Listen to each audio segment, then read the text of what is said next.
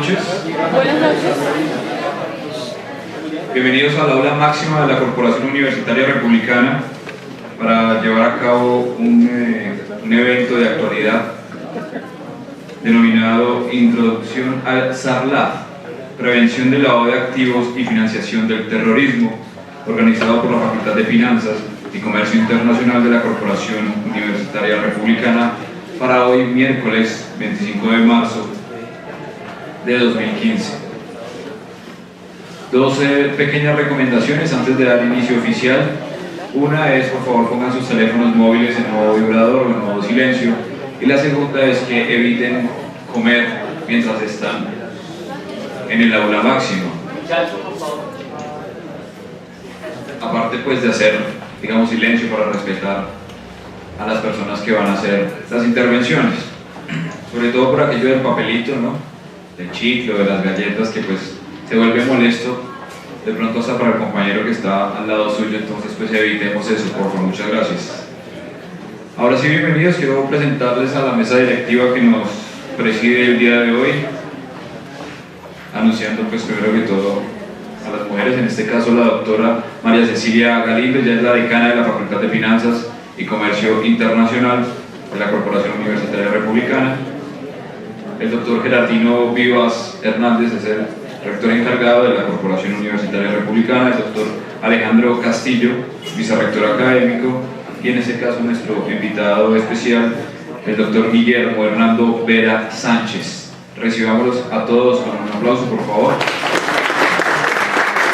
Antes de presentar al invitado especial y exponente de este tema, quiero darle la bienvenida al doctor Gerardino Vivas para que nos dé unas palabras de bienvenida a ustedes y al invitado. Un aplauso para él, por favor. Gracias, muy buenas tardes para todos. Buenas tardes. A nombre de nuestra alma mater, a nombre de nuestros fundadores, doctor Gustavo Tellería y la doctora Lidia Cristina, a nombre del señor rector, quien me ha delegado para presidir este acto. Es para mí un orgullo muy especial poder presidir este acto, darle un saludo y un reconocimiento muy especial a nuestro vicerrector académico, el doctor Alejandro Castillo, a la doctora María Cecilia Galindo, quien en ese momento, dadas sus capacidades que tenemos que admirar, es la decana de la Facultad de Contaduría y la decana de Finanzas y Comercio Internacional. Y además quiero felicitar a Mauricio, quien ha sido el artífice de la reunión de esta tarde. Señor conferencista, bienvenido a nuestra alma mater, bienvenido a nuestra institución. Vamos a mostrar como estudiantes de la Corporación Universitaria Republicana que llevamos en alto estos 15 años, los cuales llevamos ya funcionando en la universidad. Muchas gracias y sin más preámbulos, le cedemos la palabra a nuestro invitado especial. Antes de escuchar las palabras de nuestro invitado, escucharemos las palabras del doctor Alejandro Castillo. Un aplauso por él, por favor.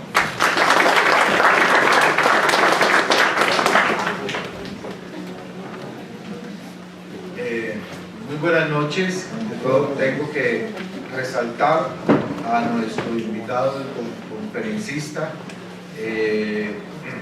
que nos va a ayudar, al doctor Guillermo Hernando Vieira, a hablar sobre este tema. Un tema escabroso, un tema complejo, pero un tema que afecta no solamente las finanzas del país, sino la ética.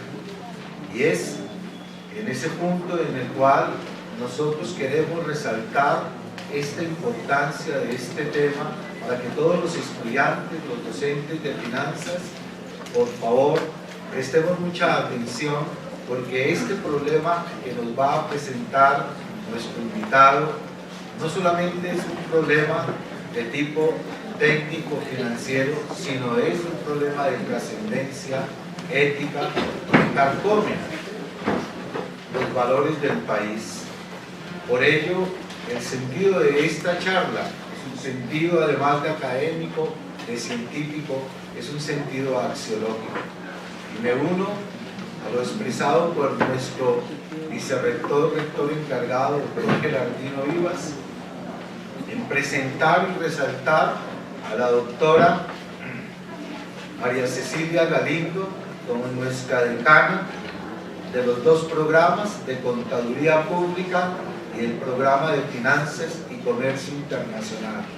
Para la doctora Galindo, para los docentes de los dos programas y de manera especial para los coordinadores académicos de los dos programas y de finanzas, el doctor Mauricio Rodríguez. Es un reto para ustedes, los estudiantes de finanzas, para los docentes y para nuestra decana y nuestros coordinadores, mejorar y elevar el nivel académico de nuestro programa. Nuestro reto es muy grande, tenemos que mejorar académicamente.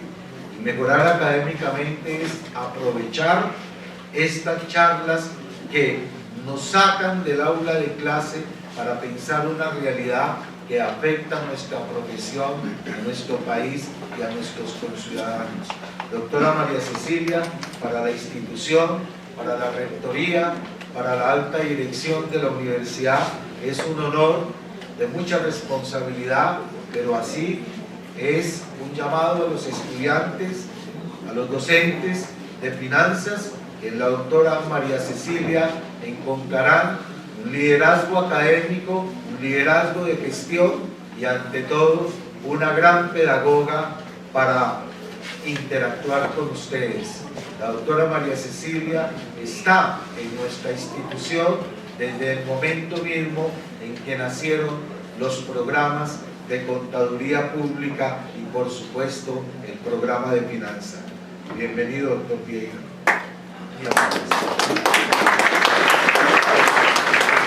Bueno, vamos a presentar entonces sin más preámbulos a nuestro invitado especial y conferencista. Él se trata del doctor Guillermo Hernando Vera Sánchez.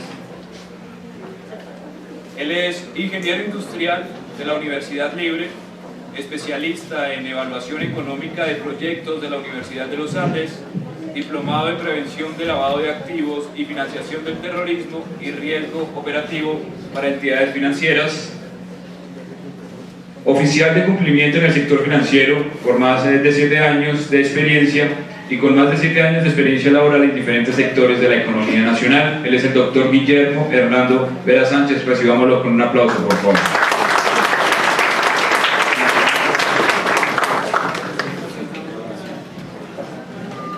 Muy buenas noches. Buenas noches. Para todos. Agradecer la invitación de la universidad, al doctor Gerardino, el rector encargado, al doctor Alejandro, a la doctora María Cecilia, a Mauricio, el coordinador del programa de Finanzas y Comercio, que por él estoy aquí hoy.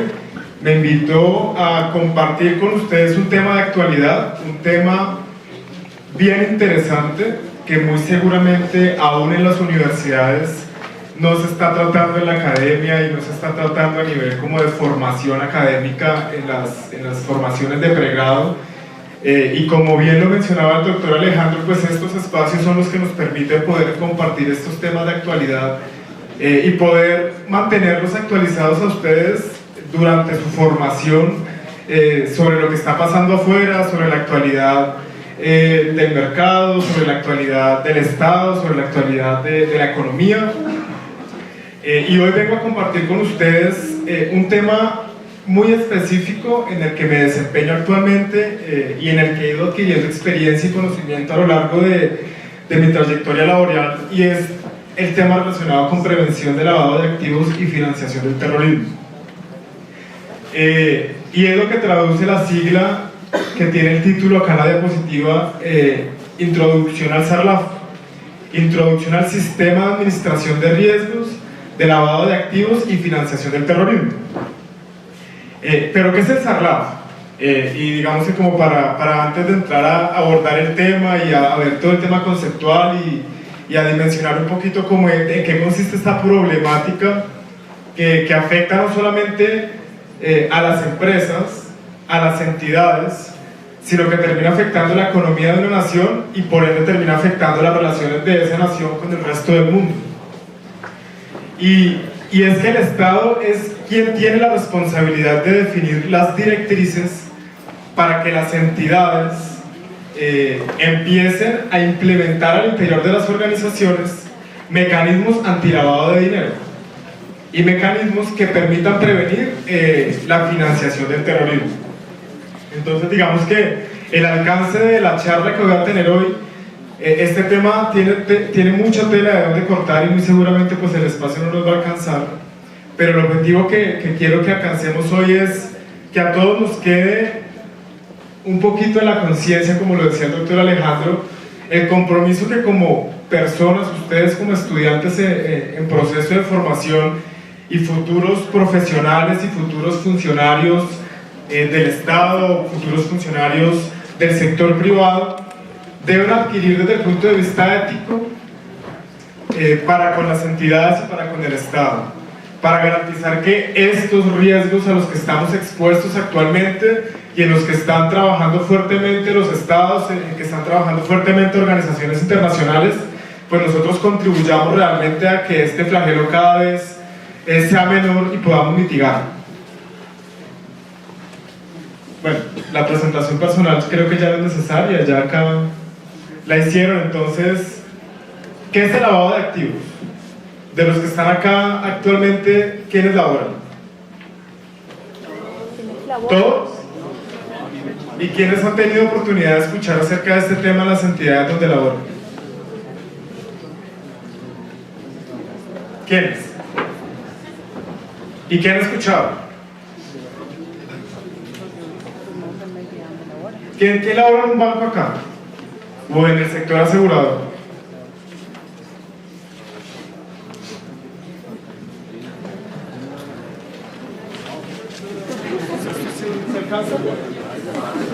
No alcanza. Yo vine a dar la charla, pero yo soy un convencido que el conocimiento se construye entre todos, que el aprendizaje se construye participativamente. Entonces, quiero escucharlos a ustedes para tener una base sobre qué es lo que voy a hablar. ¿Listo?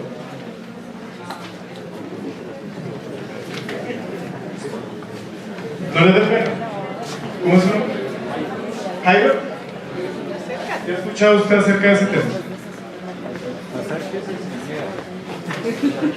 Al narcotráfico y todo eso. Salud legal, pero ese dinero no está legal. Eso obviamente va a afectar la seguridad.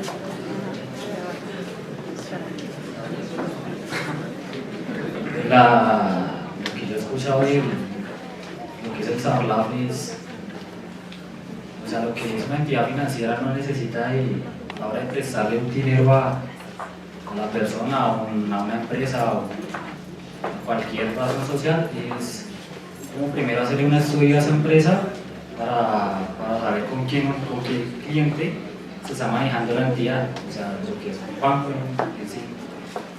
O sea, eso lo que hace es como prevenir la manera de crear fachadas, de que a la hora de hacer el préstamo no sea como para bienes ilícitos. Como eso. Bueno, Jairo, muchas gracias. ¿Alguien más? Pues en lo que respecta a... Ay, no. Sí, yo se los digo. Bueno, pues en lo que respecta al lavado de activos es lo que compartíamos acá con mi compañero, que es como la manera de legalizar dineros que no vienen no tienen un origen legal. Es decir, pongámoslo en términos claros, dineros del narcotráfico, se crea una empresa fachada para poder aparentar de que esos dineros están viniendo de una actividad económica lícita, cuando realmente no lo son. Correcto, acá, ¿cómo es tu nombre? Geraldine. Geraldine nos acaba de dar una definición muy acertada de lo que es el lavado de activos, ¿cierto? Primero, el lavado de activos es una conducta delictiva, ¿cierto? Eso lo tenemos todos claro, es un delito, ¿cierto? Y realmente ese es un conjunto de operaciones que se realizan en el mercado para tratar de dar la apariencia de legalidad a dineros que provienen de actividades que están catalogadas como actividades ilícitas.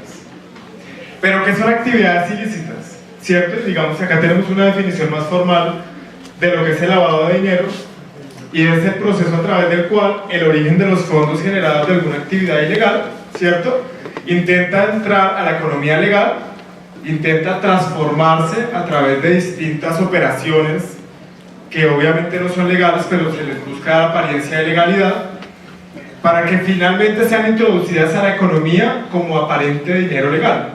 Eso es lo que denominamos lavado de activos, o lavado de dinero, o blanqueo de capitales. Digamos que hay distintas denominaciones para ello. Pero ¿cuáles son esas actividades ilícitas a través de las cuales nosotros podemos generar recursos que tengamos que lavar? Pues sí, todos relacionamos el lavado de activos con el narcotráfico, y es una de las principales actividades ilegales que generan recursos que posteriormente necesitan transformarse para darle apariencia de legalidad y que sean introducidas al mercado, que sean introducidas a la economía como dineros legales. Pero no solo el narcotráfico genera recursos o genera dineros como producto de una actividad ilícita. El contrabando, ¿qué más? La minería ilegal, las extorsiones, el secuestro, el boleteo, la trata de personas, ¿cierto? Los desfalcos, digamos que todo aquello que esté catalogado como una actividad ilegal, como una actividad ilícita, genera recursos que posteriormente requerirían ser lavados, o que posteriormente necesitarían introducirse en la economía, pero surtiendo una serie de operaciones para darle apariencia de legalidad a esos recursos o a esos dineros. A eso es a lo que denominamos lavado de activos. Entonces digamos que ahí empezamos a abrir un poquito más la mente y nos damos cuenta que el lavado de activos no únicamente está relacionado con el narcotráfico, que es con lo que normalmente nosotros asociamos el lavado de dinero, ¿cierto? Entonces el narcotráfico no es el único que genera recursos ilegales, sino toda aquella actividad ilícita que genere recursos, dinero, que requieran posteriormente introducirse en la economía. A eso le denominamos lavado de activos. Entonces, para que todos ya tengamos claro que el lavado de activos tiene, digamos que, un alcance mucho mayor al solamente el narcotráfico.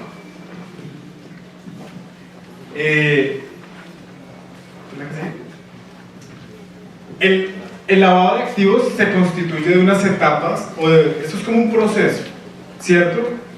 Entonces, en ese proceso hay tres grandes pasos que se tienen que surtir para que esos dineros, producto de una actividad ilegal, tomemos la tradicional, el narcotráfico, cuando a través del proceso obviamente de venta de drogas ilegales se generan dineros o recursos financieros, esos recursos financieros deben introducirse al mercado para poderse transar en el mercado, ¿cierto? Entonces ahí es donde entran en acción esas tres etapas de lavado de activos. Pues porque toda la vida uno no puede tener el dinero enterrado, o porque toda la vida uno no puede tener el dinero guardado, porque entonces en ese orden de ideas no habría enriquecimiento.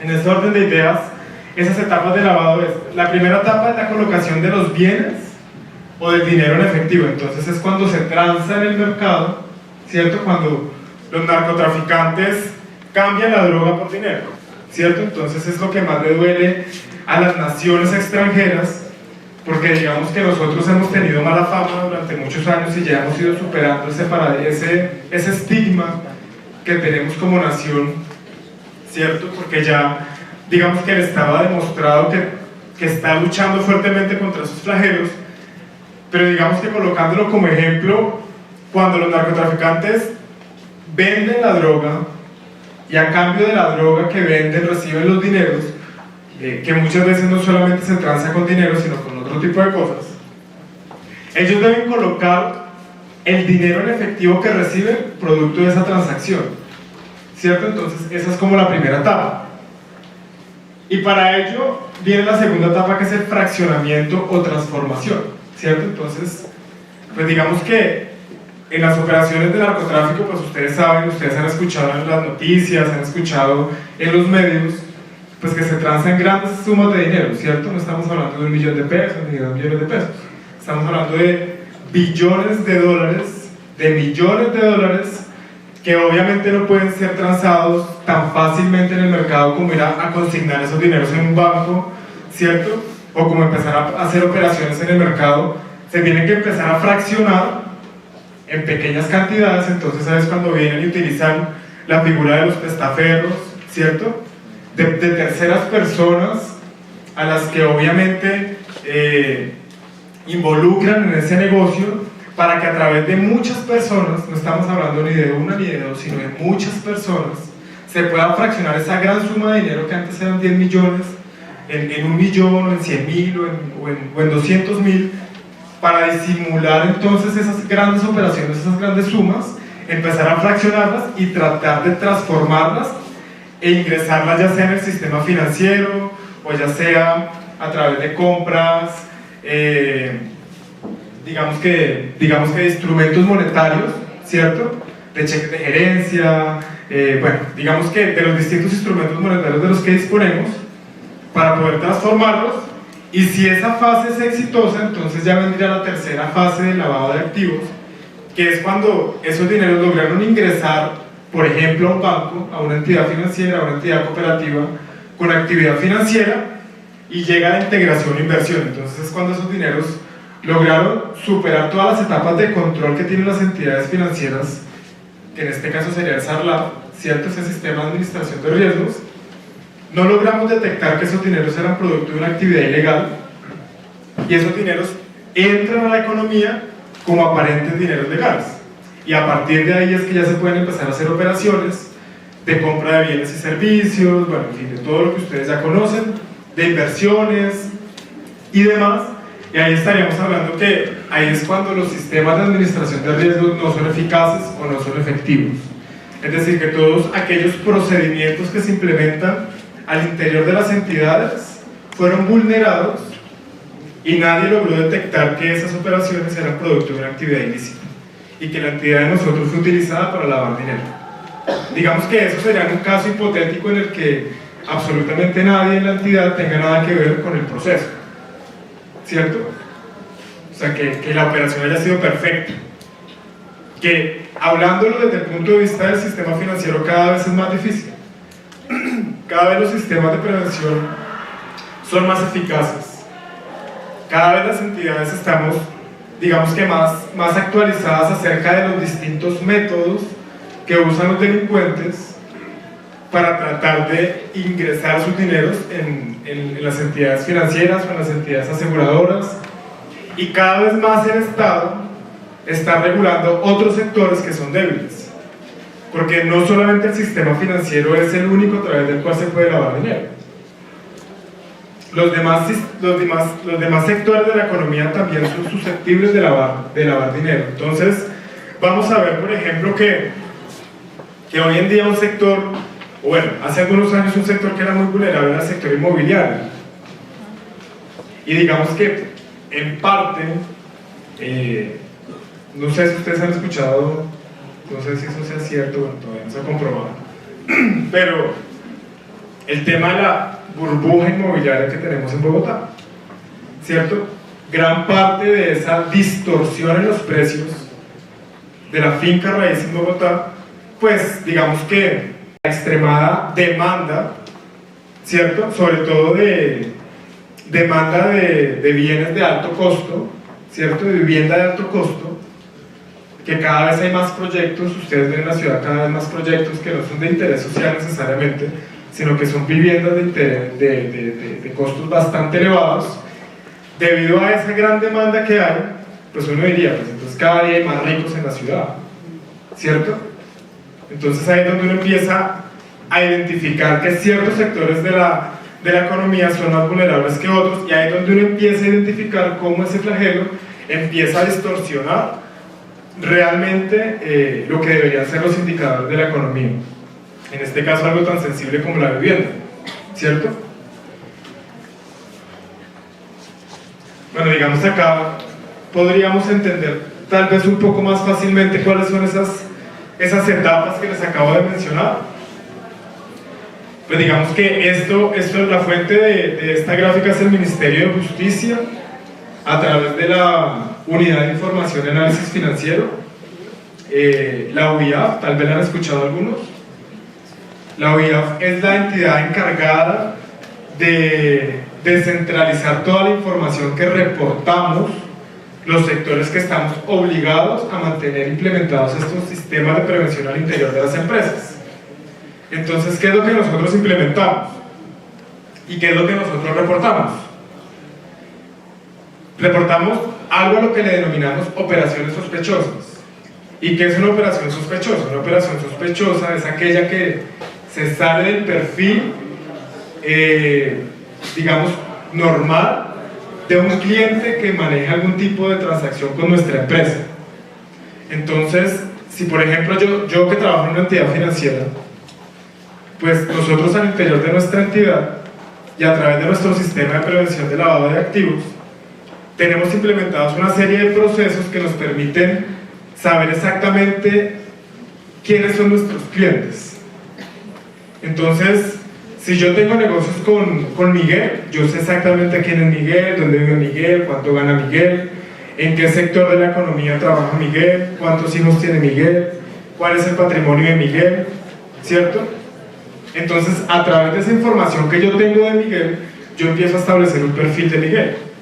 Entonces, yo sé que Miguel es una persona que devenga un salario de 2 millones mensuales, es una persona que vive en arriendo, que está casada, tiene 2 hijos, ¿cierto? Y a través de toda esa información que yo tengo de Miguel, yo ya lo conozco, yo ya sé quién es. Y yo ya sé exactamente en qué empresa trabaja y esa empresa a qué sector pertenece, ¿cierto? Y yo sé exactamente ese sector, quién lo regula y si ese sector tiene que reportar o no tiene que reportar, y entonces yo ahí empiezo a detectar si Miguel para mí es una fuente potencial de riesgos o no, ¿cierto? Digamos que ahí es donde empezamos a ver la utilidad de implementar este tipo de sistemas al interior de las empresas.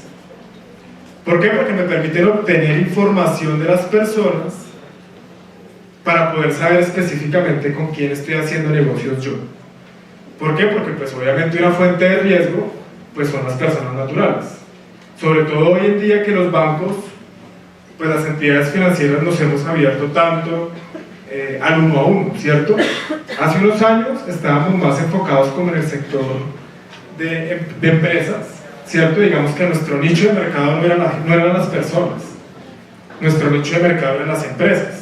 Y nosotros buscábamos prestarle plata a las empresas, pero obviamente como la economía ha cambiado y las tendencias han cambiado, y en la medida que uno tiene que hacer negocios cada vez con más personas, pues obviamente el riesgo cada vez va creciendo más, ¿cierto?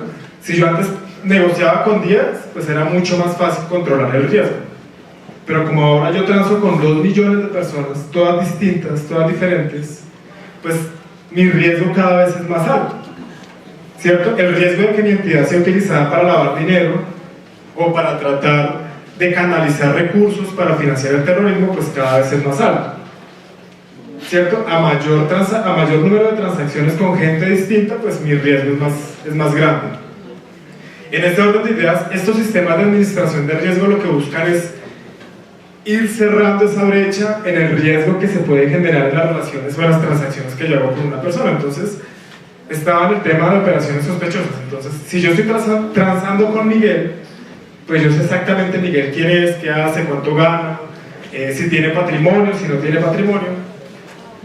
Y entonces, en ese orden de ideas, yo sé que Miguel todos los meses lo máximo que mueve en sus cuentas es 1 millón de pesos, porque el otro millón se lo gasta pagando el arriendo, pagando su alimentación, pagando sus transportes. Entonces de lo que dispone para otro tipo de operaciones es 1 millón de pesos.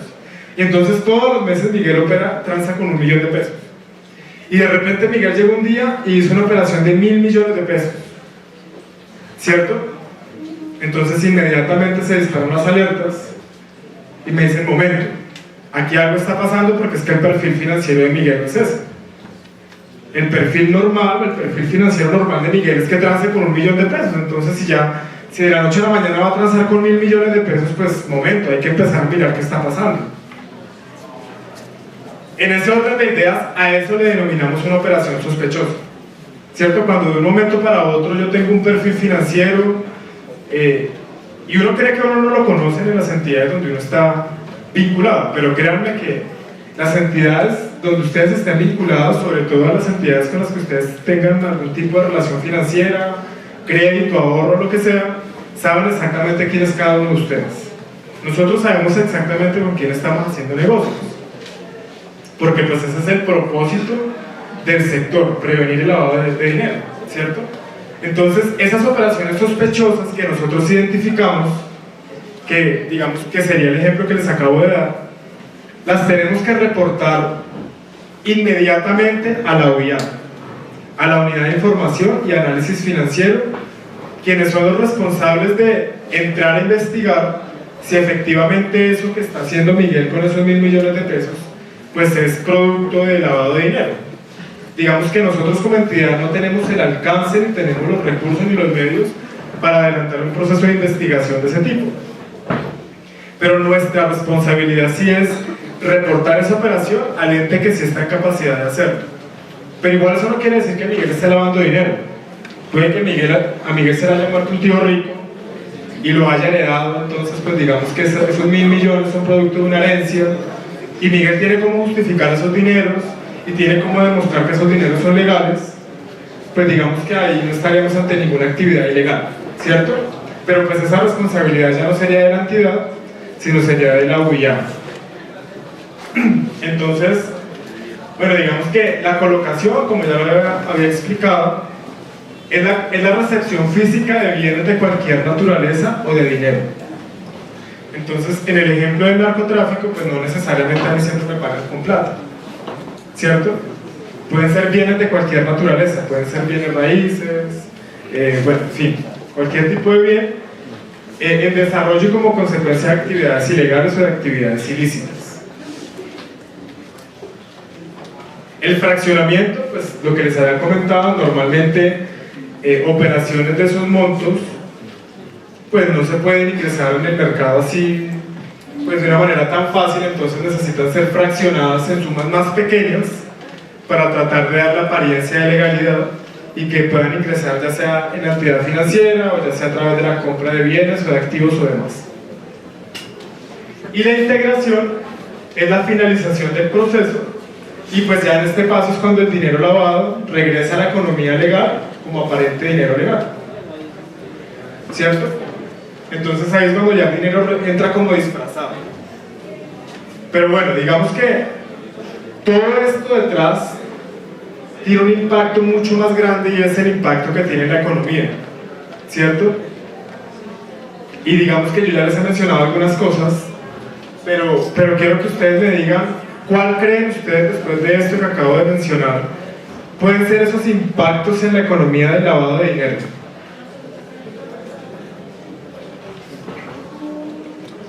Inflación. ¿Cómo? Inflación. Inflación, ¿qué más? Sí.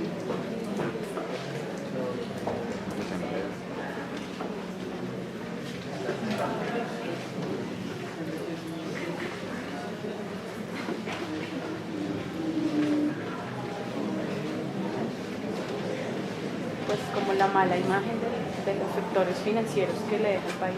La mala imagen, ¿qué más?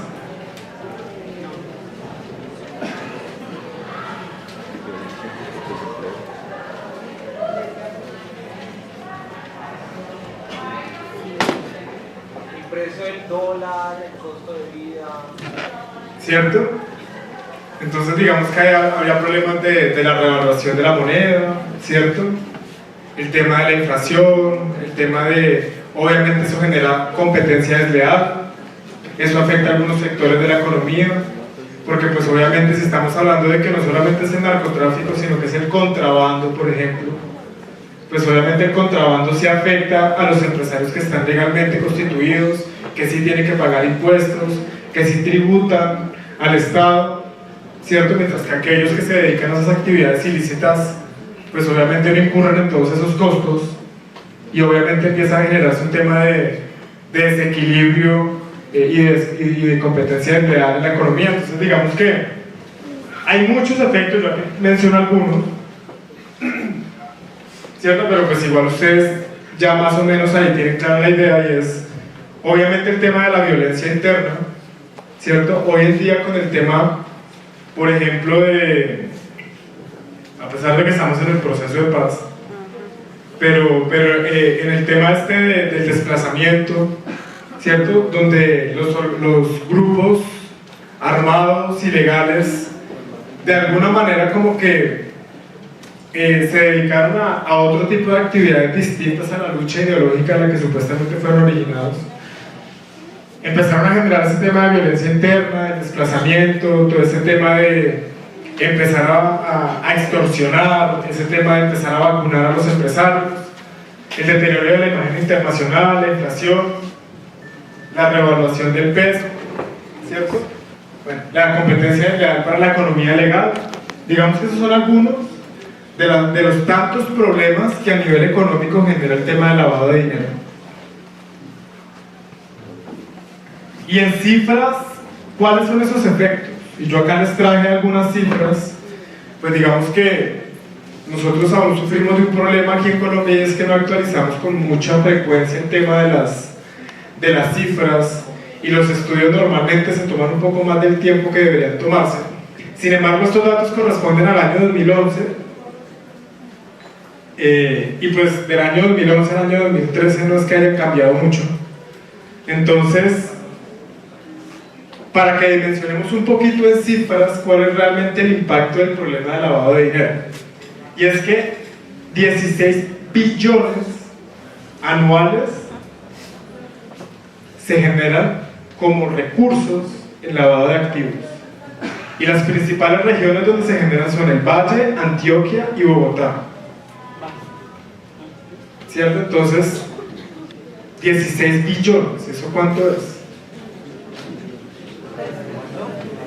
16 billones era mucho más del presupuesto que tenía la ciudad de Bogotá en el año 2011. El presupuesto de educación es de 29.000 billones, 29 billones. El presupuesto de la ciudad de Bogotá es el segundo más grande después del presupuesto de la nación, ¿cierto? Bogotá es la segunda plaza más importante después del presidente de la República, ¿cierto? La alcaldía de Bogotá es la segunda plaza más importante después de la presidencia. Y el presupuesto de Bogotá en el año 2012, un año después de que salió este informe, era de 11,4 billones de pesos. El presupuesto más grande que se ha aprobado para Bogotá fue para este año 2015, que fue de más de 17 billones de pesos. Y nomás en lavado de activos, en el año 2011 se generaron 16 billones de pesos. Y esa cifra no es exacta, puede ser más alta. Entonces, esta es una reflexión que nos comparte el director de la UIA, y nos dice, para que dimensionemos un poquito, dice que la cifra colombiana de esta economía subterránea, que tiene consecuencias económicas y sociales, está calculada con base en el comportamiento del delito a nivel mundial, que según el Fondo Monetario Internacional está entre 2 y 5% del Producto Interno Bruto en el mundo. Bueno, esa cifra sí no la conozco, no sé cuál es el Producto Interno Bruto del mundo. En Colombia esos 16 billones de pesos representan 3 puntos del PIB. ¿Cierto? Ustedes son estudiantes de finanzas, ¿cierto? Entonces, entienden muy bien qué implicación tiene eso en el PIB. Es decir, estamos usando una cifra conservadora. O sea que esa cifra puede ser más alta en el año 2011. ¿Listo? Para ese año, el lavado de activos era equivalente a 105% del presupuesto del Distrito Capital. O sea, se lavaba más el dinero que lo que tenía disponible Bogotá en un año, que es el segundo más alto del país después del que maneja anualmente el gobierno nacional. Con estos recursos se podrían realizar 4 reformas tributarias, como la última que se cursó en el Congreso. Se podría hacer una carretera entre Miami y Argentina, generar entre 1,5 y 2 millones de empleos directos e indirectos, o construir 800.000 viviendas de interés social. O sea que estaríamos como cerrando la brecha que tenemos en términos habitacionales en Colombia, más o menos. Realmente el lavado de dinero se convierte en un impuesto para los ciudadanos, porque entre todos somos los que pagamos eso que está pasando allá afuera, ¿cierto? porque muchas veces nosotros pensamos que no tenemos nada que ver con el problema, pero es que la indiferencia también nos hace parte del problema, ¿cierto? Cuando no nos interesamos en lo que está pasando, nos hace parte del problema. Cuando vamos por la calle, y aquí, ¿quién me dice que no ha comprado películas piratas, por ejemplo?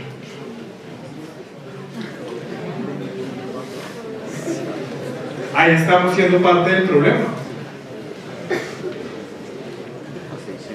Y uno cree que no, pero uno hace parte del problema. Pero uno hace parte del problema porque nunca se lo han dicho, o porque uno no alcanza a dimensionar realmente en qué consiste la situación, en qué consiste la problemática, ¿cierto? Y es que eso es un tema ético. Y es un tema ético, ¿y qué es la ética? Es un tema como de integridad, ¿cierto? Es un tema de principios, es un tema de valores. Es un tema de hacer lo correcto. Pero no hacer lo correcto cuando está convencido de que eso es lo correcto, ¿cierto? Igual también tendría como otra trascendencia el que ese tipo, pues qué pasaría con esos dineros si el gobierno los llegara a captar, ¿no? El dinero del lavado de activos. Ya viene la otra cara, pues, de acá de la moneda, que es que el gobierno, hay mucha corrupción en el gobierno. Entonces esos dineros no precisamente salen para bien de la sociedad ni para, pues, mejoras en cuanto a la sociedad en sí, sino que esos dineros se quedan dentro de esa corrupción del gobierno, y pues entonces como que damos un paso acá y damos otro para atrás en cuanto a la corrupción del gobierno. Entonces como que... Claro, pero uno siempre tiene que pensar en términos de yo qué puedo hacer, ¿cierto? Yo no puedo quedarme pensando en términos ¿y qué va a hacer el otro? ¿O qué es lo que tiene que hacer el otro? Porque digamos que esa es la mentalidad que nos han vendido a nosotros siempre. Uno siempre se queda esperando es qué es lo que debe hacer el otro para que las cosas cambien. Pero es que el generador del cambio no es el otro, el generador del cambio soy yo mismo.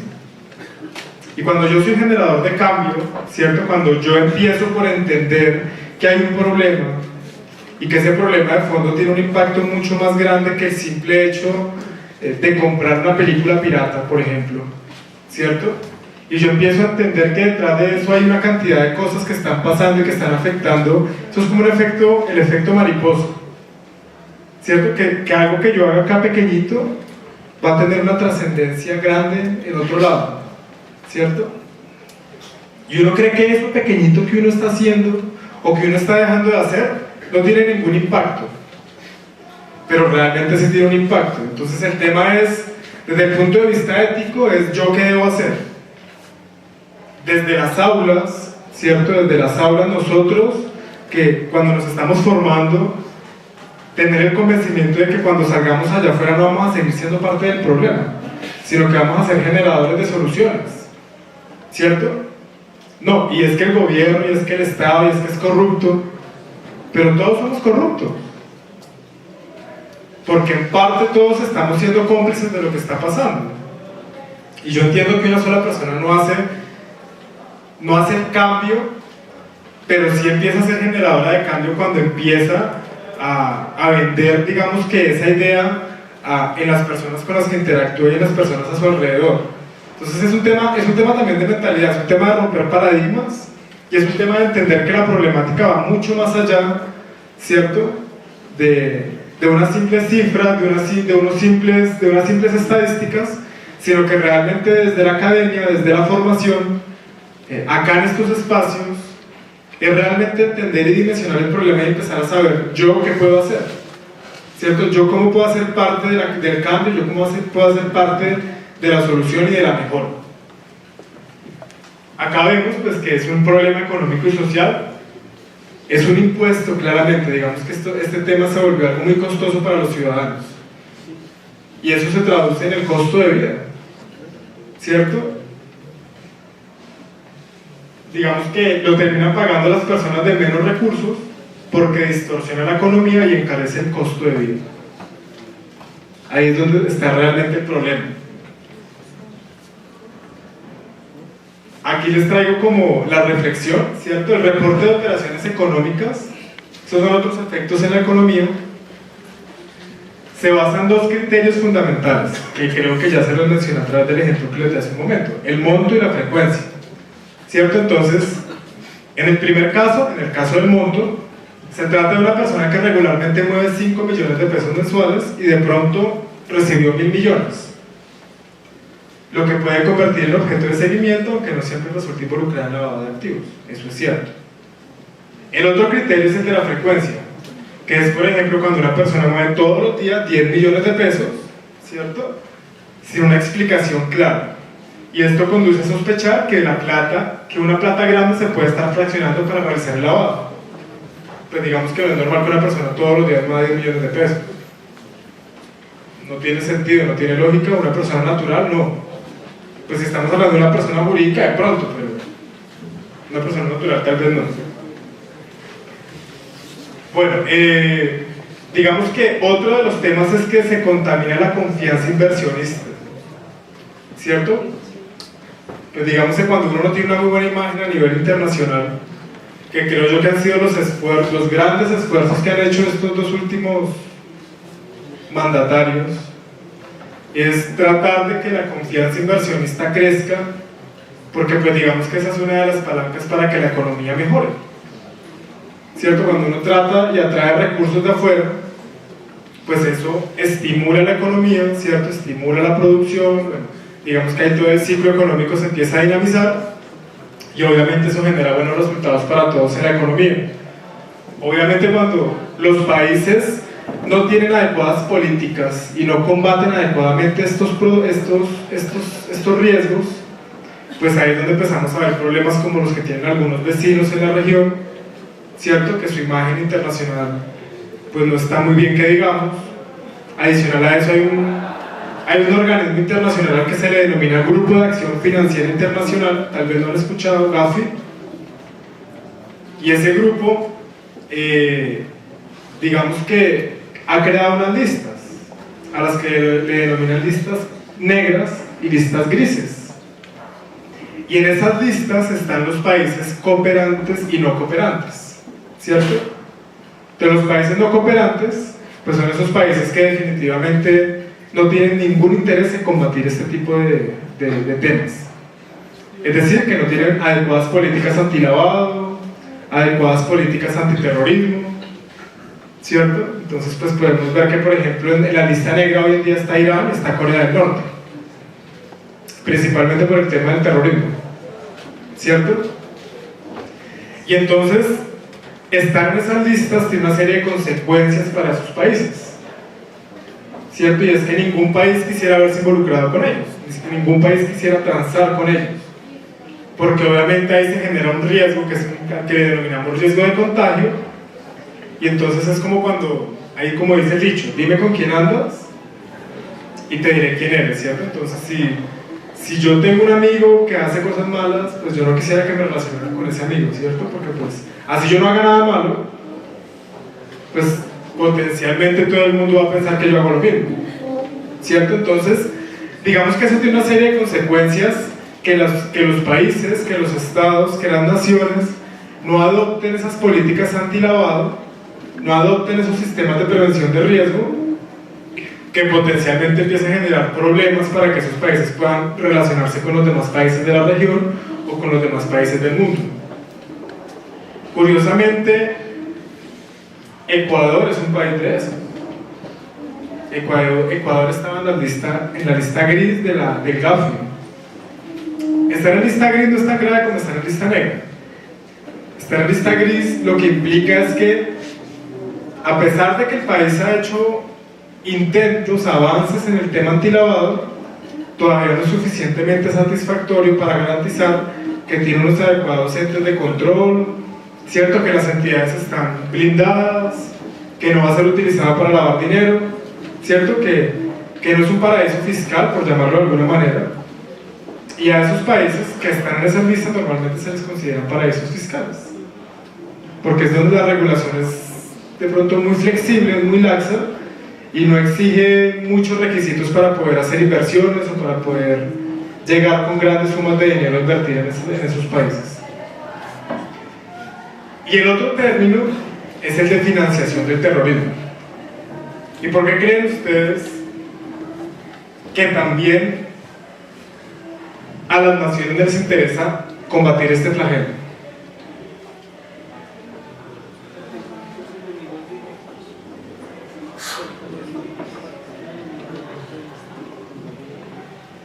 ¿Desde hace cuánto creen ustedes que se formalizó la lucha contra el terrorismo?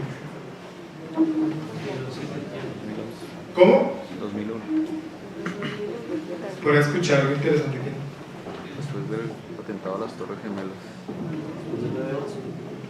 Después del 9/11, ¿cierto? Realmente antes del 2001, las entidades únicamente estaban obligadas a prevenir el lavado de activos. Es decir, que las entidades no fuesen un canal para lavar dinero. Después del 9 de septiembre del 2011, que todos sabemos qué pasó el 9 de septiembre del 2001, no del 2011, del 2001. Después del 9 de septiembre del 2001, pues obviamente hubo un evento que partió la historia del planeta en dos, ¿cierto? Y es que pasó lo que nadie se imaginó que podía pasar, y era que una de las naciones más seguras del mundo, ¿cierto? Una de las naciones, pues digamos que con los mayores niveles de seguridad que podría tener cualquier país, pues fue vulnerada por grupos terroristas. Y a partir de ese momento empezaron a obligarse a los estados, a los países, a adoptar políticas que ayudaran a prevenir la financiación del terrorismo. Pues porque ellos dijeron, esos grupos terroristas, ¿cómo lograron obtener recursos para poder llevar a cabo esa operación? ¿Por dónde se canalizaron esos dineros? ¿En maletas? No creo, ¿cierto? Se tuvo que haber usado el sistema financiero para que esos dineros que usaron esos terroristas pues hubiesen podido utilizar.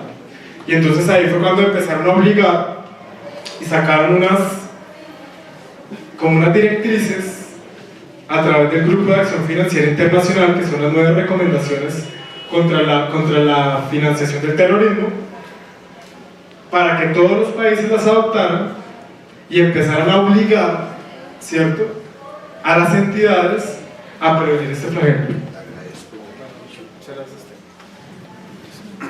¿Y qué es la financiación del terrorismo? Entonces, aquí ya vemos que es la desviación de dineros lícitos o ilícitos.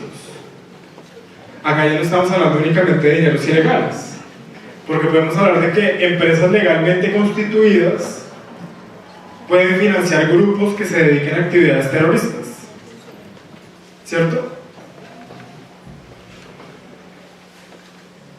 Entonces digamos que por eso la definición habla de que es el proceso mediante el cual se desvían dineros de origen lícito o ilícito para financiar grupos al margen de la ley con actividades terroristas.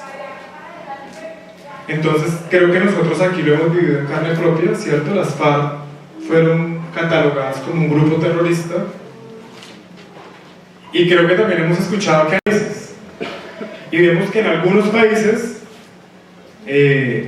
digamos que les financian su actividad, pues porque ellos, como buenos políticos que son en muchos casos, pues van haciendo propaganda política en otros países, vendiendo su ideología que no corresponde con la realidad de lo que ocurre acá en el país, para buscar fondos y recursos que les permitan financiar su actividad. Y entonces ahí vemos que esos grupos que financian a las FARC no necesariamente son ilegales, porque son ONGs normalmente, ¿cierto?, que les brindan recursos, no necesariamente dinero, porque financiar el terrorismo no únicamente tiene que ver con entregar dinero.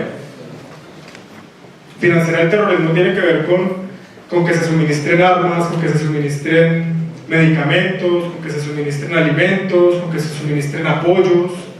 Eso es financiar el terrorismo. Realmente, digamos que la connotación va mucho más allá de los recursos económicos que se le puedan entregar a un grupo terrorista, ¿cierto? Entonces cuando ustedes vean que les entregan medicamentos, que les entregan armamento, que les entregan alimentos, que les entregan apoyo logístico, eso es financiar el terrorismo.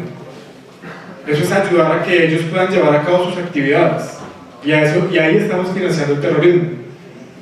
Que las entidades financieras obviamente son un canal importante para que fluyan los recursos financieros, sí es verdad. Y de hecho han habido casos a nivel internacional, sobre todo uno muy sonado en Estados Unidos, de un banco en Estados Unidos muy grande, que sirvió como puente, que sirvió como canal para que los recursos de un país como Irán, pues todos sabemos que Irán es un país, pues, que es un peligro para los Estados Unidos y para muchas naciones en el mundo, precisamente porque pues allí como que se aglomeran o se aglutinan una serie de personas que no son deseables para el mundo, y ese banco sirvió como canal para que fluyeran miles de millones de dólares de las actividades de ese país, y obviamente muchos de los ingresos que genera Irán son producto de esas actividades terroristas. Aquí vemos gráficamente, ¿cierto?, en qué consiste, cuáles son los efectos del lavado de activos. Pues obviamente lleva crímenes de lesa humanidad, en el tema del terrorismo, la corrupción que ustedes ya lo mencionaron.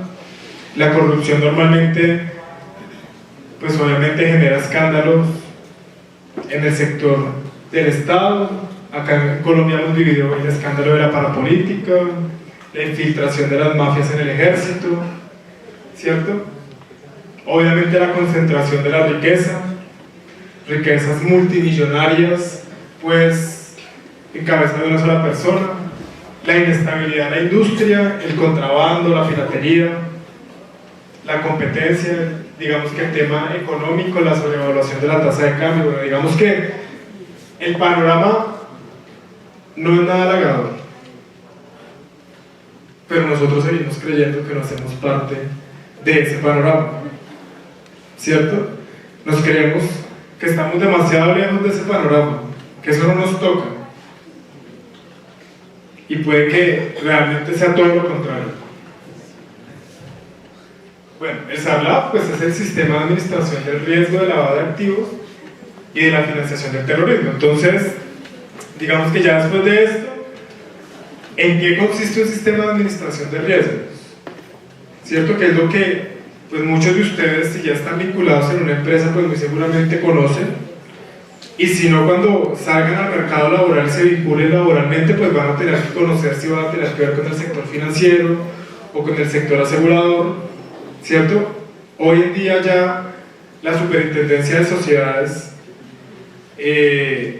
sacó una circular que reglamenta que todo el sector real debe empezar a prevenir el lavado de activos y la financiación del terrorismo. Luego, prácticamente todos los sectores de la economía ya van a estar regulados y van a tener que cumplir con la obligación de tener mecanismos implementados en las empresas que les permitan identificar de dónde provienen los dineros con los que transan sus clientes, ¿cierto? Entonces, ¿qué compone un SARLAF? Obviamente, unos procedimientos, ¿cierto? Allá se deben definir unas políticas, un código de ética. El tema del código de ética y conducta pues es un tema fundamental, y digamos que ahí parte todo, desde los mismos procesos de selección que se hacen en las empresas para saber efectivamente a quién estoy vinculando yo laboralmente en la empresa, ¿cierto? Para saber esa persona de dónde viene, si esa persona cumple con un perfil, si tiene unas competencias. Bueno, digamos que ahí el proceso de selección me debe permitir garantizar a mí ser el primer filtro para poder empezar a cumplir con ese código de ética. Debe haber una estructura organizacional. Entonces, obviamente, en las entidades, y por ejemplo donde yo trabajo, pues hay un consejo de administración que son como los dueños de la empresa, y a través de la gerencia, que es quien maneja toda la parte administrativa en la entidad, pues digamos que está definido todo el tema de políticas y todo el tema de la estructura organizacional. Yo fui nombrado por el Consejo de Administración como oficial de cumplimiento, y mi responsabilidad como oficial de cumplimiento de la empresa es precisamente mantener implementado el SARLAF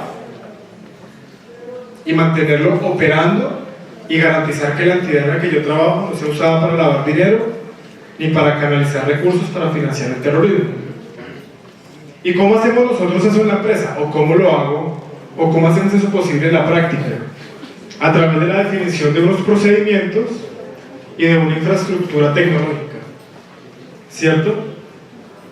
Los procedimientos que le permiten a la entidad, pues, saber con quién estamos transando, es decir, cuáles son mis clientes, quiénes se están vinculando conmigo, para poder inicialmente poder determinar si esa persona realmente pues es una persona honesta, es una persona legal, si de donde provienen sus ingresos es una actividad económica legal, ¿cierto? Y poder definir un perfil financiero de esas personas. Y posteriormente, ya cuando queremos hacer negocios con las personas, es decir, cuando vamos a otorgar crédito, entonces hay unos procesos que se llevan a cabo en el proceso de crédito para garantizar y verificar que lo que esa persona está solicitando se adapta a su perfil financiero, tiene como respaldar la obligación y que potencialmente esos recursos que esa persona usó no sean utilizados para financiar terroristas, ¿cierto? O para cometer actos ilegales. Digamos que esos son como los procedimientos que tenemos implementados en la empresa. Todo eso obviamente va sumado a la capacitación que debemos darle a la gente. Y constantemente tenemos la necesidad y la obligación de estar capacitando a los funcionarios en la empresa en relación con todos estos temas. Porque finalmente ellos son los que hacen posible que esos mecanismos de control pues, se lleven en la práctica y se puedan ver en la práctica. Pero ¿qué es el riesgo de lavado de activos? Entonces acá tenemos una definición. Y es la posibilidad de pérdida o daño que puede sufrir la entidad por su propensión a ser utilizada directa o a través de sus operaciones como instrumento para lavado de activos o canalizar recursos hacia la realización de actividades terroristas. Entonces uno diría que si estamos en una entidad financiera, pues ¿cuáles son las operaciones que lleva a cabo una entidad financiera? Ahorro y crédito, ¿cierto? Entonces es que a través de sus actividades o de sus operaciones activas o pasivas pueda ser utilizada para lavar dinero. Entonces que a través de la constitución de inversiones o de ahorros o de cuentas de ahorro o de operaciones de crédito puedan estar utilizándolos para lavar dinero o que puedan estar utilizándolos para canalizar recursos para actividades ilegales. Pero el lavado de activos no se da por sí solo, tiene unos riesgos asociados y son 4 tipos de riesgos los que están asociados. De pronto ustedes los han escuchado. Está el riesgo operativo, ¿cierto? Está el riesgo legal, el riesgo de contagio y el riesgo reputacional. ¿Sí los han escuchado o no los han escuchado? Bueno, el riesgo operativo, ¿qué es? Es la propensión que tiene una entidad a sufrir pérdidas o a sufrir daños por fallas en los procesos, en la infraestructura, ¿cierto? En el recurso humano o en la tecnología, o por el acontecimiento de situaciones externas a la entidad. Eso es riesgo operativo. Entonces, hablamos de riesgo operativo, por ejemplo, cuando hay fraude interno, ¿cierto? Cuando a través de un proceso de selección no pudimos identificar que una persona, por ejemplo, potencialmente podía prestarse para cometer actos ilegales al interior de la entidad, o cometer fraude, ¿cierto? O hablamos de riesgo operativo cuando un proceso falla, ¿cierto? Y eventos de riesgo operativo hay muchos en el mercado o en el mundo que han llevado incluso a la bancarrota a los bancos. Entonces digamos que ese es uno de los tipos de riesgo que debemos tener controlados en las entidades para evitar que la entidad sea utilizada para lavar dinero. El riesgo legal, pues bueno, digamos que este sí es como más fácil de entender, y pues el riesgo legal está derivado del incumplimiento de una norma o de una reglamentación. Entonces, si a mí un ente de control me obliga a tener implementado un sistema de administración del riesgo y yo no lo implemento, ¿qué pasa? Me puedo ver sancionado o me puedo ver multado, dependiendo de la gravedad del incumplimiento. Y obviamente el riesgo legal pues, genera sanciones administrativas o genera sanciones económicas y que potencialmente pueden llevar al cierre de la entidad, ¿cierto? Entonces es el incumplimiento a las normas legales, ¿cierto? O las regulaciones y obligaciones contractuales. ¿Qué sería el riesgo de contagio? Según la definición que está ahí.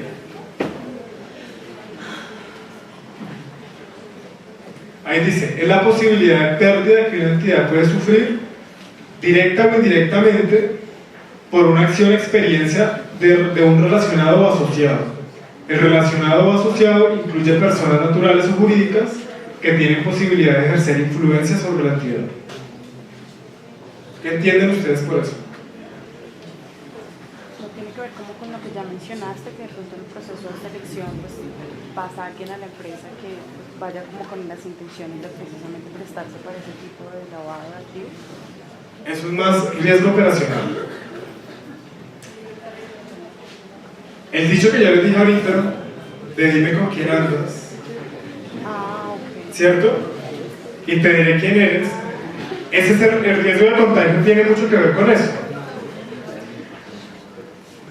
Asociación. Lo que les estaba mencionando ahorita de las listas internacionales, ¿cierto?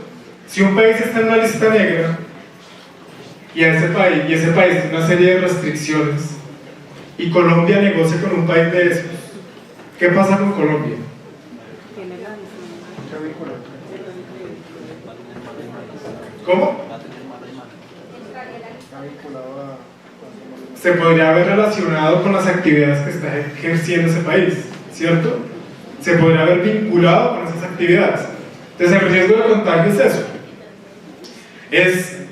Puede que yo no esté haciendo nada malo, puede que yo como entidad tenga mecanismos e instrumentos de control para que mis clientes, digamos que operan conmigo, pues no estén ejerciendo actividades ilegales. Pero ¿qué pasa, por ejemplo, si yo no me di cuenta que en el proceso de establecer una relación con un proveedor, ese proveedor sí está ejerciendo esas actividades ilegales?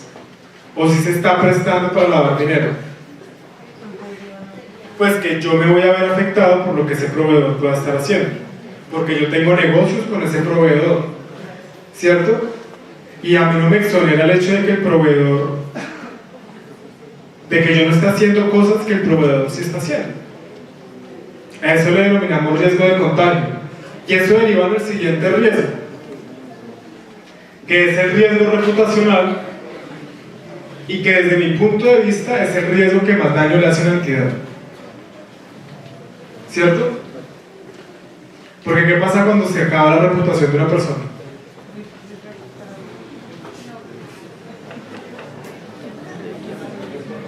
Cuando se pierde la confianza.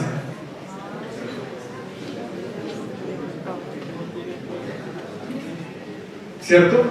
Entonces no sé si ustedes alguna vez escucharon, yo creería que algunos sí, lo que pasó con drogas de rebaja.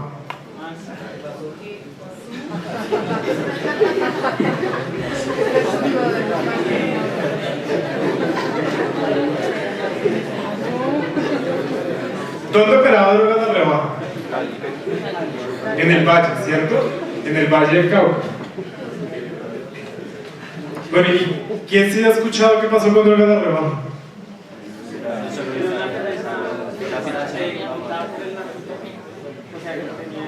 ¿Eso qué era? Una cadena de droguería, ¿cierto?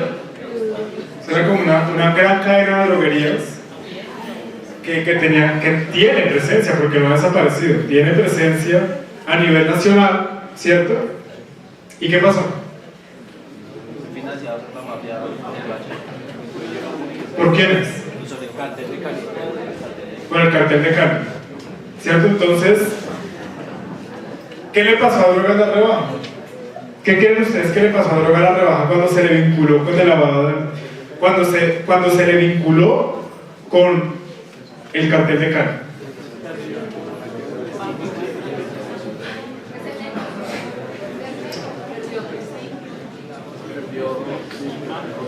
Entonces, ¿qué le pasó a drogas de rebaja? Que obviamente entró en todo un proceso de investigación, ¿cierto? Que llevó a determinar que efectivamente se habían infiltrado dineros del narcotráfico en el negocio donde muchos de los socios y accionistas no sabían que eso había pasado, pero eso no los exoneró a ellos de la responsabilidad que tenían de haber garantizado quiénes eran los que estaban invirtiendo en ese negocio, porque es que Drogas La Rebaja es como una cooperativa, ¿cierto? Es una cooperativa de personas que se asociaron, droguistas, pues obviamente para empezar a ejercer su actividad económica y pues para empezar a beneficiarse de ello y empezar a beneficiar a sus familias. Y como en una cooperativa son tantas personas las que invierten, ¿cierto? Pues no identificaron que dentro de esas tantas personas que invirtieron, pues estaban los dineros del narcotráfico del cartel de Cali. Y cuando empezaron a darse cuenta y empezaron a investigarlos, pues eso no exoneró a las directivas de la entidad, quienes negaron obviamente que tenían vínculos con el cartel de Cali y demás, porque igual tuvieron que pagar la condena, igual entraron en listas Clinton, ¿cierto? ¿Han escuchado de las listas Clinton? ¿Qué son las listas Clinton?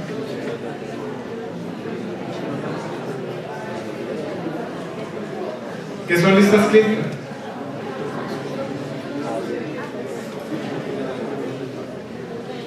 ¿No? Bueno, las listas Clinton son unas listas internacionales donde se vinculan a todas aquellas personas naturales o jurídicas, ¿cierto? Que obviamente han sido investigadas por tener relación con actividades de lavado de activos o con actividades de financiación del terrorismo.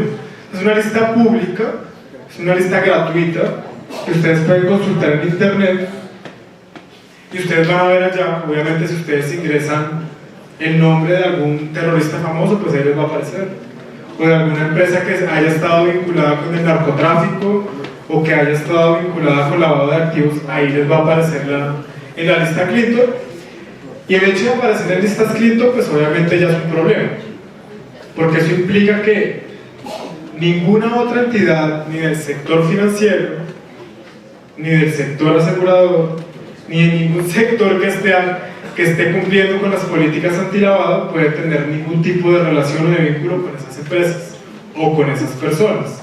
Entonces es como si a uno se le acabara la vida, más o menos. ¿Por qué? Porque ya no puedo hacer negocios conmigo, porque ya no podemos transar, porque ya no podemos hacer ningún tipo de operación. Y eso fue lo que le pasó a Drogas La Rebaja, ¿cierto? Cuando empezó el proceso de investigación de lavado de dinero por recursos del narcotráfico, porque fue usada para lavar dinero, pues entró en listas Clinton. Y al entrar en listas Clinton, pues ya no podía comprar a los proveedores que habitualmente le compraban, ya los bancos no le prestaban plata, ¿cierto? Y pues muy seguramente muchos de sus clientes dejaron de comprar, porque pues si uno tiene cinco deditos de frente, pues uno, creo yo que si de hoy a mañana le dicen que la empresa del lado tiene vínculos con el narcotráfico, uno no vuelve a comprar ya, porque pues a uno le daría miedo que lo vincularan con esa empresa, ¿cierto? Entonces, digamos que ahí empezó todo un proceso de esa empresa de Drogas La Rebaja para tratar de demostrar que ellos fueron utilizados por el narcotráfico y que ellos obviamente no tenían nada que ver con el tema, y demostrar que obviamente la actividad original de ellos, que era la cooperativa de droguistas, pues tenía un fundamento legal y que pues lo que querían era realmente pues beneficiar a la gente con su actividad a la que estaban dedicados. Entonces en eso llevan mucho tiempo, muchos años tratando de demostrar eso, y hoy en día el proceso pues va muy avanzado y yo creo, no estoy seguro si ya lo sacaron de las listas o están en el proceso de que lo saquen de las listas Clinton. Entonces el impacto es grave, el tema reputacional es grave y el tema legal es grave, y lo mismo le ha ocurrido a muchos equipos de fútbol. ¿Quién es hincha de la América? Hay final. Igual. ¿Por qué la América está donde está ahorita?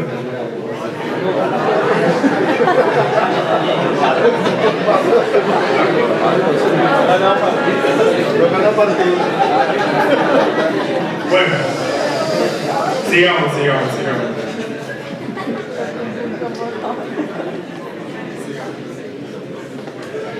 ¿Cuáles son esos efectos de lavado en una entidad? Obviamente el riesgo legal, y este es un ejemplo que les traigo, una multa de 65 millones de dólares al American Express Bank por no mantener un programa efectivo contra el lavado de dinero. Obviamente ese es un banco americano, pero pues 65 millones de dólares creo que es una suma significativa por no cumplir con la reglamentación. Aquí en Colombia no somos tan ácidos con el tema de las sanciones. Sin embargo, en un país como Estados Unidos es un tema bastante oneroso.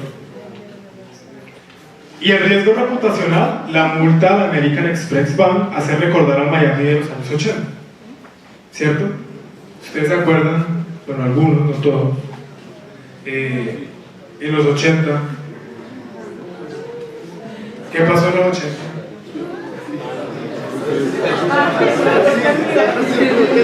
Yo tampoco me acuerdo, ¿verdad? Todo eso que dio en pérdidas económicas y pérdida de confianza. ¿Qué es lo peor? Que es el riesgo reputacional, ¿cierto?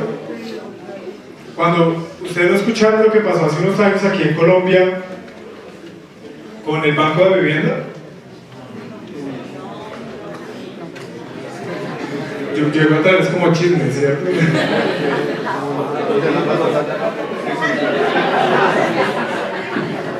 Sí, ¿quién acá? El Alfredo.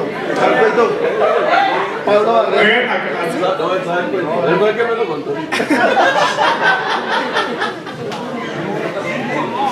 ¿Trabajan de vivienda? ¿Y si sabe qué fue lo que pasó? Ajá.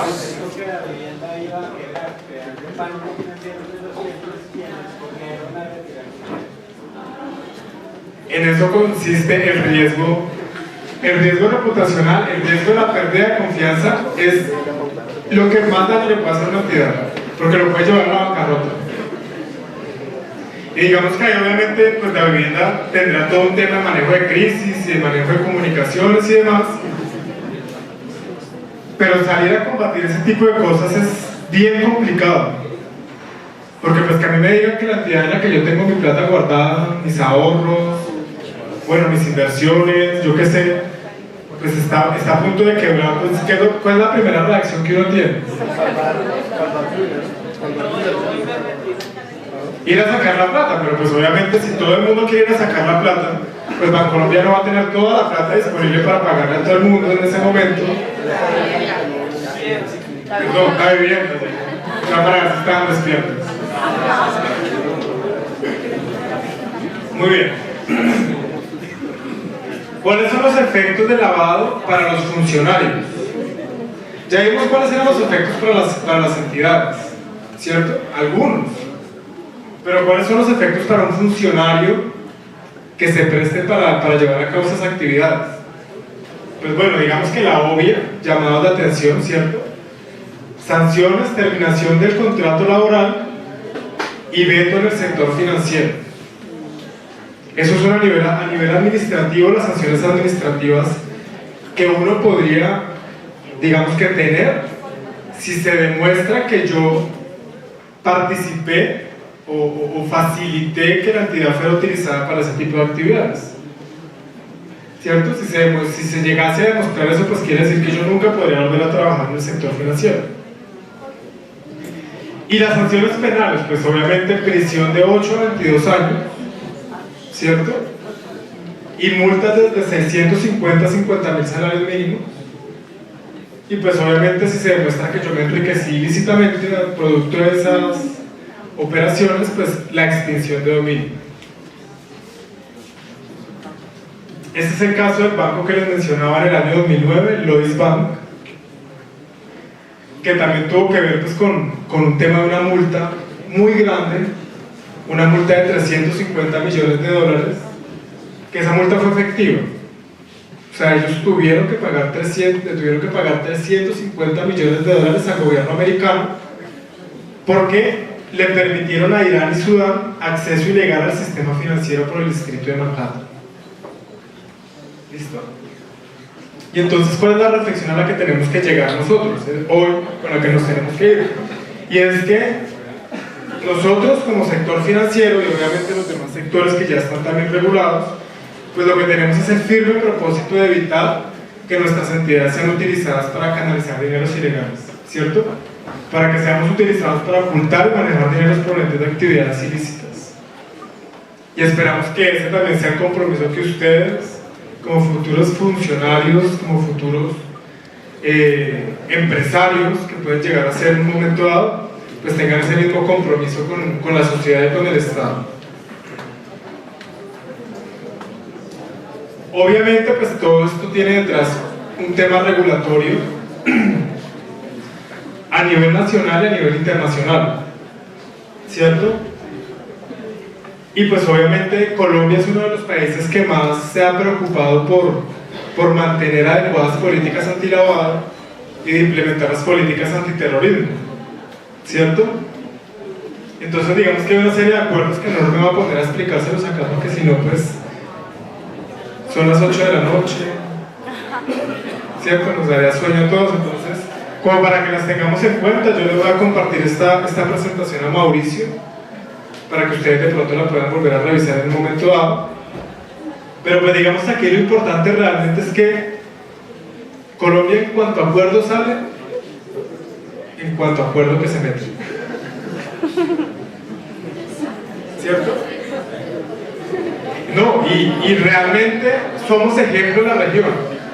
O sea, Colombia es un ejemplo en la región porque incluso ha impulsado, ¿cierto?, la creación de organismos regionales para combatir el tema del lavado de dinero y el tema del terrorismo. Pues obviamente nosotros hemos vivido el tema del terrorismo durante muchos años y creo que el propósito más grande que queremos en este momento es que eso se acabe, ¿cierto? Además por todo el impacto social y todo el impacto económico que eso genera. Y pues en el tema de lavado de dinero, pues creo que hoy en día ya no tanto como hace algunos años, sin embargo ahora en algunos momentos se siente como ese señalamiento que podemos tener en otros países, en el exterior, por el tema del narcotráfico. Colombia por eso, su compromiso ha sido meterse y luchar de frente contra esos riesgos a los que estamos expuestos, y por eso hace parte de todos los acuerdos internacionales contra el lavado de activos que hay suscritos actualmente. Pues digamos que ahí están las 40 recomendaciones del Grupo de Acción Financiera Internacional y las 9 recomendaciones para prevenir la financiación del terrorismo, que esas fueron las que surgieron después del 9, después de que saquen algo soy yo, del 11 de septiembre, sí, 11 de septiembre del 2001. Bueno, digamos que el Comité de Basilea, como para mencionarlo a grandes rasgos, ¿cierto?, es el comité que está conformado por el G10, ¿cierto?, que es el grupo de países industrializados, y básicamente lo que promueve el Comité de Basilea son estándares internacionales, ¿cierto? Entonces, en ese comité lo que hacen es que todos los representantes se reúnen y ellos definen que todos los demás países del mundo deben cumplir unos estándares para que obviamente en cada uno de sus países pues podamos garantizar que haya adecuados procedimientos que incluyen políticas de conozca a su cliente. Ya vimos que la política más importante que debe primar en una entidad es la de conocer al cliente, ¿cierto? Y el conocimiento del cliente es quién es, cuánto gana, cuánto se gasta, qué tiene, qué no tiene, ¿sí o no? Cuando usted sabe financieramente quién es alguien, usted puede tener la tranquilidad de que puede transar con esa persona. Y definió unos principios para prevenir el uso criminal del sistema bancario. Entonces es más o menos lo que ya les he comentado a lo largo de toda la charla. Y es, identifica a su cliente, ¿cierto? Sepa quién es y sepa perfectamente con quién está transando. Obviamente acoja las leyes e impleméntelas al interior de su organización. Coopere con las autoridades, es decir, envíe los reportes mensualmente, trimestralmente. Capacite a la gente. Constantemente hay que estar capacitando a las personas en las entidades. y conserve los registros y los archivos de todo eso que usted hace. Pues eso parece muy lógico, pero pues obviamente es importante que a uno se lo diga, porque si uno no se lo dice, muy seguramente se puede saltar alguno de esos. Y pues ya lo que les he mencionado a lo largo de toda la charla, el Grupo de Acción Financiera Internacional, ¿cierto? Que fue creado en el año 89 por el Grupo de los 7, este fue creado por un grupo más pequeño.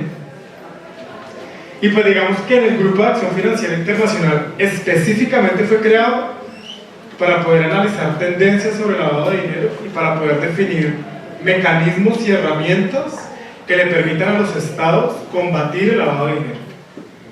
Entonces, Colombia actualmente acoge todas las recomendaciones del Grupo de Acción Financiera Internacional y las tiene implementadas a través de las distintas normativas y circulares de la Superintendencia Financiera, de la Superintendencia Solidaria, de las supersociedades, que son lo que hacen que nosotros, las entidades, pues obviamente implementemos todas esas recomendaciones al interior de las empresas. Muchachos, este era el tema. Esto es apenas un brochazo, ¿cierto? Esto es un brochazo de todo lo que, pues lo que debería ser todo el tema de prevención de lavado de activos. Esto es apenas un tema más conceptual. Quise hablarles un poquito más como de la experiencia que se vive en la práctica y que ustedes sepan que aquí también hay campo para que ustedes se puedan desempeñar. Y es un tema bien interesante, entonces los invito a que puedan profundizar, los invito a que se interesen más en esto y que contribuyan también a que este tema lo podamos ir superando. Muchas gracias.